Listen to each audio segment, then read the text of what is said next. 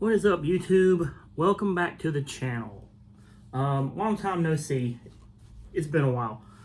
And I got some things I want to talk about as to why, and also to show you guys some new stuff. So, first off, sorry I've been away so long. I've had a ton of gigs, been playing a lot. I started playing with another group, so like 3 bands total now. And learning all their stuff and playing with Witch Hunter and learning all this new stuff. And it's also the holiday season. You know, there's a lot of gigs around this time of the year. And I'm also preparing for the EYO, the Awhile Youth Orchestra Christmas concert that I did last year. They're doing that again this year, and I'm playing with them.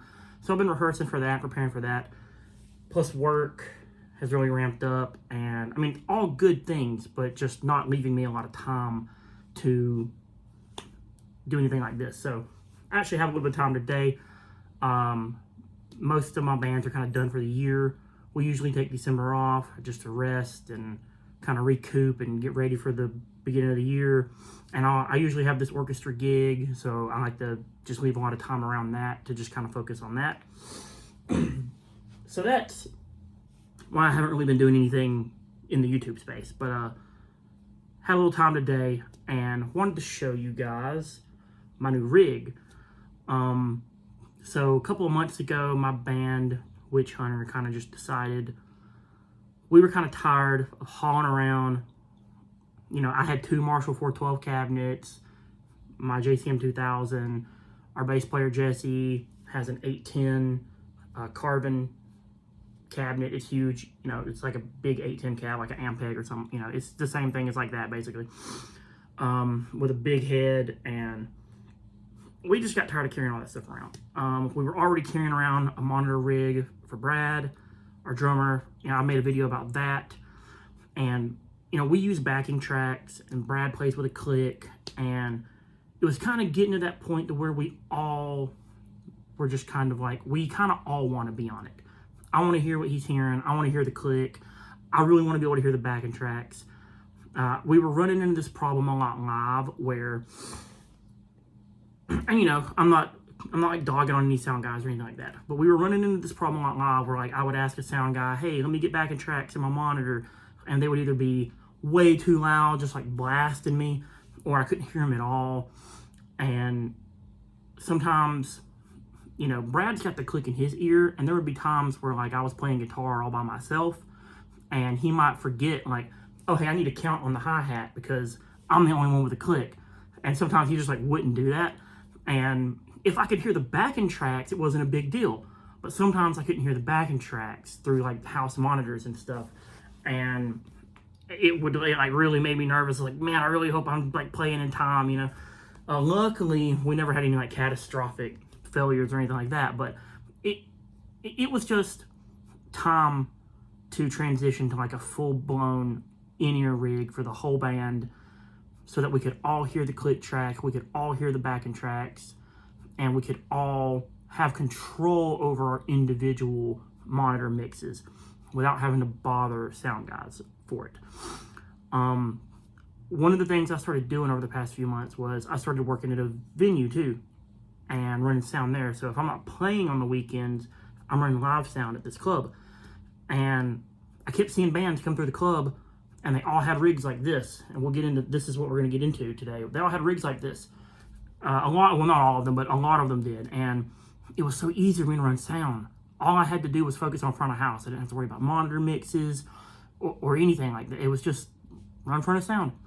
They show up, they hand me and you'll see in a minute, like this has a big tail on the end of it with snake ends. They would just hand me that and say, here. I'd plug it into the snake at the venue, and they would send me like a list of what all the channels were, and done. Run front of house. Their in-ear mix is already set.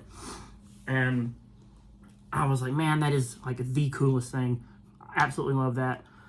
So we decided to dive into it and just go ahead and do it. I had already bought this. You can't really see it now. Well, I'm going to flip the camera around in a minute, and we'll go in here and I'll really break down everything that's going on. But I had already bought this it's the Behringer XR 18, I'd already bought that to do some live stuff with. I was thinking I wanted to get into doing live sound again, like kind of seriously. And I was looking for a good portable board I could carry around with me. And so I had that already. I wound up buying that a few months ago so that I could run live sound at some festivals and stuff with. And I was like, I can put it in this rack. I can just turn it into a in-ear system for my bands. So that's what we've done. So yeah, that's where I've been. That's kind of what's been going on. So I'm going to turn the camera around and we'll get into this and I'll explain everything that's going on. Okay guys, so first thing, the kind of elephant in the room is I'm not using the amps live anymore.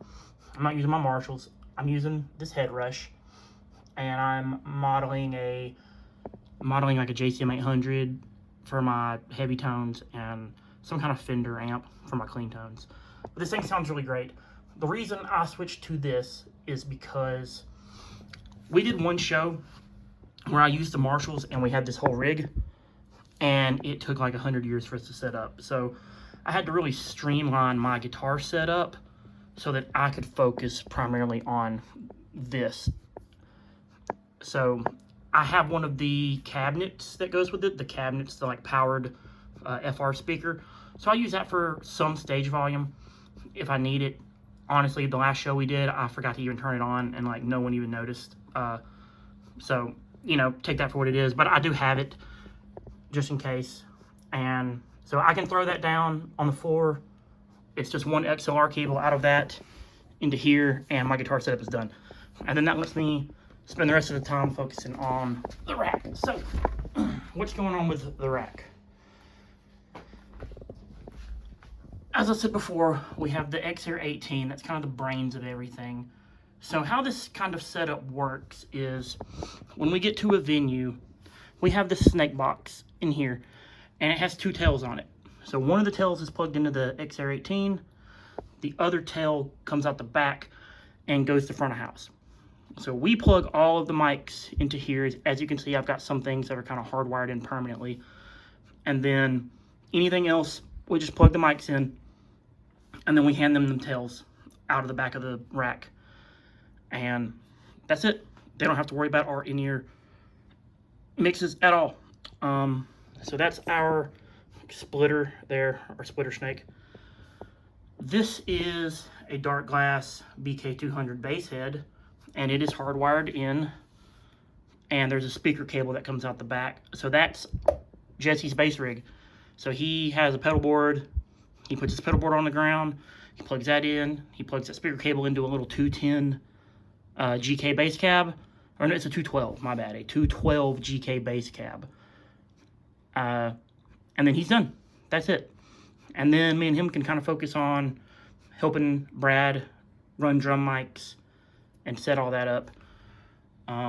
This is a Sennheiser wireless mic. And it is in here. So our singer, Seth, pulls this out, turns it on. He's done. That's it. It's hardwired in. Yeah. Our drummer, Brad doesn't use a wireless pack. Brad uses this wired Behringer pack. So any drummers out there, this costs like $60. And it's great. It takes a TRS or an XLR. So it gives you a lot of options. You plug your headphones in there. It takes a couple AAA batteries, I think. You like take these screws out and pull the casing off the outside. Yeah, $60 wired in-ear pack. Can't beat it. We got some extra. These are some of those Shure. I can't remember what they're called, what the model number is. So some of the Shure in-ear IMs. We had some issues with these. I'll show you mine in a minute. We've all kind of moved on to other things. These work fine. They're single driver, meaning they only have one speaker in them. And they don't really last that long, if I'm being honest. Our singer Seth's been through like 2 pairs of them. Brad's been through like a pair of them.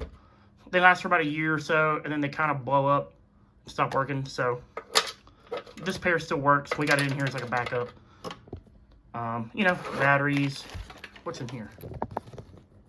I don't even know what's in all of this. There might be some in-ears in here. Ah, yeah, this is what Brad's using, I think. Yeah, these are KZs, and they're like 5 driver, so they got a lot more speakers in them than these Sures do, and these things sound really good.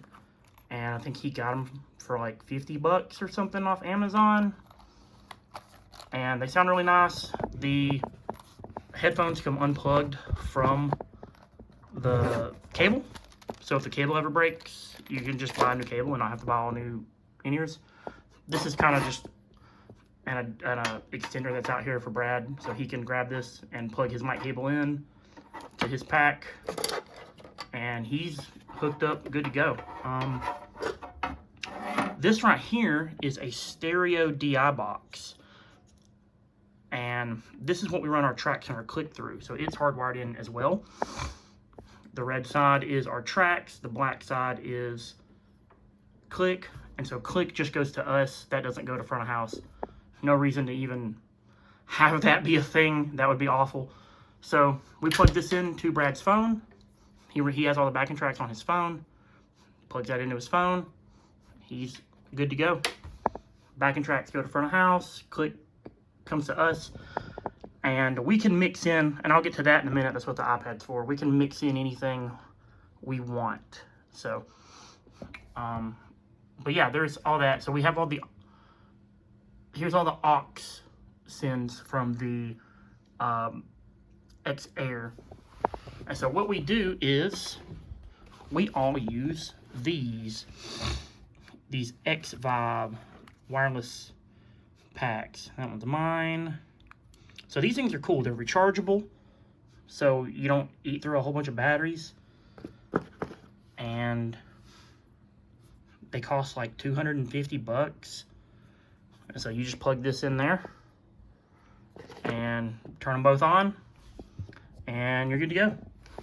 So I'm using these. These are some Behringer IMs. They're dual driver, and they were like 40 or 50 bucks, something like that. I didn't know about the KZs before I got these, and then I was like, dang, I probably should have just got the KZs because they're 5 driver. But these sound really good. I'm not displeased with them at all. They sound great for what they are. And they were cheap, which is great, and they last a lot longer than them Sures do.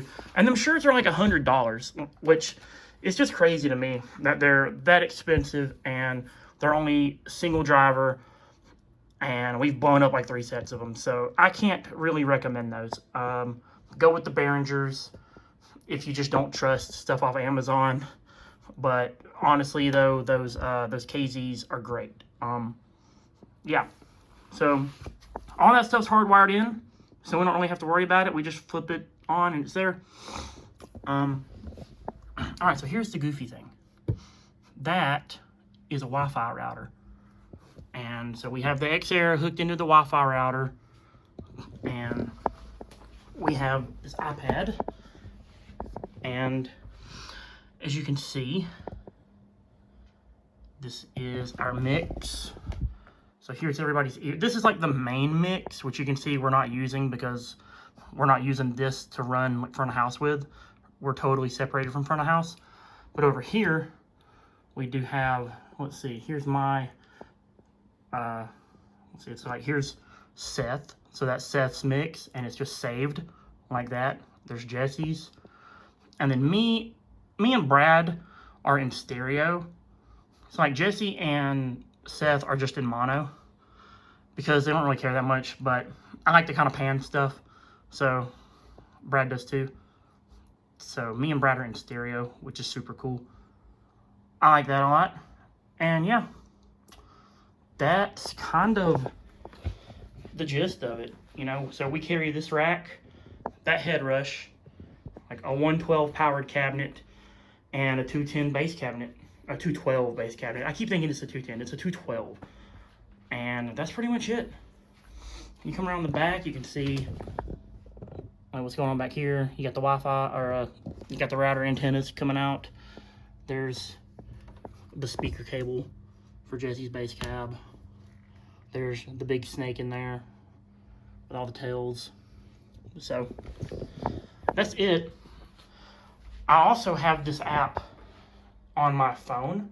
So Brad usually has the iPad when we play live, and then I have the app on my phone. Jesse has it on his phone. Seth has it on his phone. So we can all kind of just do it ourselves. We don't really have to ask anybody for anything. Okay, so yeah, that's the gist with the in-ear rack rig, everything like that. It was all just kind of put together to make playing easier on us. You know, we were playing a lot of festivals this summer, and we were hauling the Marshalls and the carbon cab around, and it was just killing us. You know, it was a lot to haul around, to go to a festival, set it all up, play a 45-minute set, not even really be able to hear yourself that great, tear it all down. You know, it was just like, you know, if we're going to be putting that much effort into something, I would like to be able to hear myself a lot better, to have control over it myself. Again, it's nothing against any sound guys, but, you know, you're playing a show with 4 or 5 other bands, and people are asking the sound guy this and that. Hey, help me with this, help me with this. I need this, I need this. Especially if you're playing a festival where there's 30 bands or something and it's an all-day thing, you know, starts at noon, whatever. The sound guys are just trying to get through it, right? And I understand because I've done that before. I've worked festivals, run sound at festivals, and it's stressful. And anything that can make their life easier, and it can make my life easier, and it can be a more enjoyable experience for us. I mean, like, it was a win-win, why not, you know? Carry less stuff around, hear ourselves better, play tighter, and make it easier on the sound guy. It was just, there was no downside to it at all. And, you know, don't get me wrong. I love my Marshalls. I'm never going to get rid of them. I'm always going to have them. When we record again, I'm going to use them in the studio. And I'm not saying I won't ever use them live, but this, just for traveling and playing these multi-band shows and for playing festivals and stuff like that, this rig has just made things so much easier for all of us, not just me, for everybody in the band. You know, our singer, you know, he does a lot of crazy vocal stuff. He has a really wide range. He needs to be able to hear himself really well so he can know if he's on key, and he wants to hear backing tracks and click track too to make sure he's in time. I mean, our music's not the most complicated thing in the world, but because it's not, I want it to be as on and as tight as it can be. You know, that's where I feel like for my band, for Witch Hunter, where the like impressive factor comes in, is like, yeah, we aren't playing the hardest stuff in the world, and we never claim to be doing that. Like, we're just having fun. We write the music we want to write, but being able to perform it as tight and as on point as we can, that's like what we go for. That's what we shoot for. And this really, really helps us do that. So if you've been thinking about putting an in-ear rig together, you know, I'm not going to lie, like, it was expensive. But it wasn't as expensive as I thought it was going to be. And it wasn't as expensive as it would have been 10 or 15 years ago or something like that. I remember about 10 years ago, I was in a band, and I was the lead singer in that band, and I had bought me an in-ear system, and I was just carrying it around in a case to venues and, like, giving it to the sound guy and having him hook it up and, like, just, you know, run it like he would run a monitor mix, but it's just my ears, right? And the cheapest in-ear system I could find back then was like $1,000. And to get a board like this back then, you know, you were probably looking at a Behringer X32 rack mount, which is like $1,000 more than this, right? So it really wasn't as expensive as I thought it was going to be. You know, it was like the price of a good guitar rig. You know, I think if I'm just estimating here, it's like what? So these, let's say these in-ear monitors, they were like $250 without the actual IMs.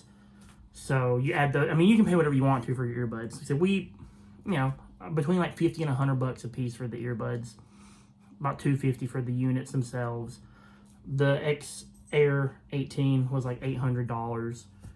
The wireless mic was like $350. This dark glass head, I had bought it for this other band I was in already, but it works for us great, and it was about $400. Like I said, if you're leaving like some of this stuff out, it's even cheaper. Like, your bass player already has like an amp, it's fine. You don't have to have some small amp that you can rack mount in here. We just did it because it was light and we had room for it in here. You don't have to have the wireless mic, right? The bones of it are the X Air 18 or whatever. If you want an X32, by all means, that's even more versatile thing that you can use. But the bones of it are the board, the splitter snake, a Wi-Fi router, and the in-ear units. You're looking at a couple grand, $3 grand maybe, something like that. And yeah, that's a lot of money. But how much does a Marshall rig cost? You know what I mean? It's like, you can kind of, there's pros and, I said there's a lot of pros to it. The only con I can think to it is that it is kind of expensive. For something that isn't just directly related to like your guitar rig or your bass rig or your drum rig, this is more of like a band investment.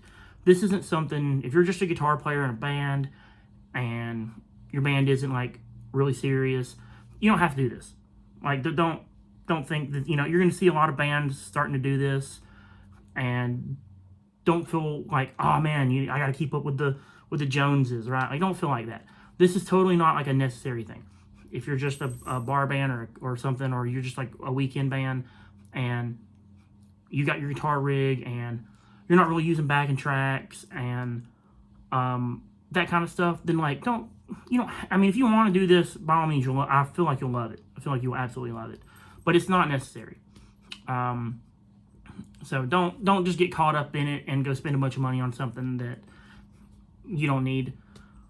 But if you are having some of the issues we were having, if you're playing a lot, if you're touring some, if you're playing festivals and you're having all these problems with like loading your gear in and having to use backline gear and stuff like that at festivals that you don't trust, and it's like, I know that head rush is going to sound good everywhere I go and I can take it with me anywhere and I'm not going to have any problems, and it's like, this right here is going to benefit the entire band, not just me or not just our drummer or whatever. Like, so that's why we put this together, and I'm really happy with it. It's made playing live so much more of an enjoyable experience. I can hear everything I want to hear. So yeah, that is our new in-ear rig. That's my cat Luna. She's been up on her little perch hanging out with us this whole time. But yeah, hope you guys liked the video. If you've been interested in an in-ear rig, here's one way you can do it. And like I said, there's, you can upgrade from here.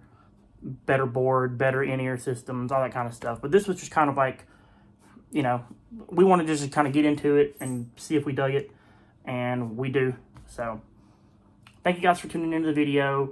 I'm going to try to kind of more regularly make some content. I'll probably do something similar like I did last year with the EYO concert. I'll probably do like a backstage video. I'll show you guys the EYO concert. And I am going to NAMM this year in California, in Anaheim, California, in January. So definitely going to film some NAMM content. I don't know how much I'll be able to get because I'm not like a professional YouTuber or anything like that, clearly.